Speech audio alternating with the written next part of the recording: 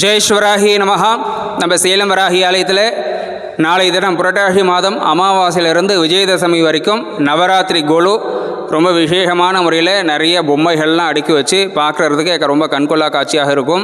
அதே போல் இந்த சேலம் வராகி பக்தர்கள் எல்லாருமே முடிஞ்ச அளவுக்கு ஆலயத்துக்கு வாங்க. இந்த நவராத்திரி ரொம்ப ரொம்ப விசேஷமானது. துர்கா, லக்ஷ்மி, சரஸ்வதி இந்த 3 தேவியருக்கும் கொண்டாடக்கூடிய திருவிழா தான் இந்த நவராத்திரி விழா.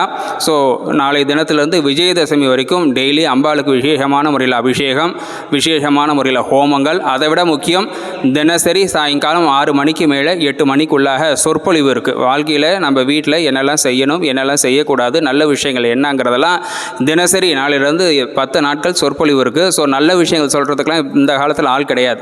அதனால் இந்த விஷயங்கள்லாம் ஷேர் பண்ணிக்கிறதுக்காக டெய்லியும் கோயிலுக்கு வாங்க. உட்காந்திருந்து மௌனமாக அமைதியாக இந்த ஆலயத்தில் இந்த 10 நாட்களும் நடக்கக்கூடிய சொற்பொழிவை கேட்டு உங்களுக்கு பயனுள்ள விஷயங்களை ஃபாலோ பண்ணி வாழ்க்கையில் மென்மேலும் சிறப்பாக இருக்கணுங்கிறத பிரார்த்தனை பண்ணிக்கலாம்.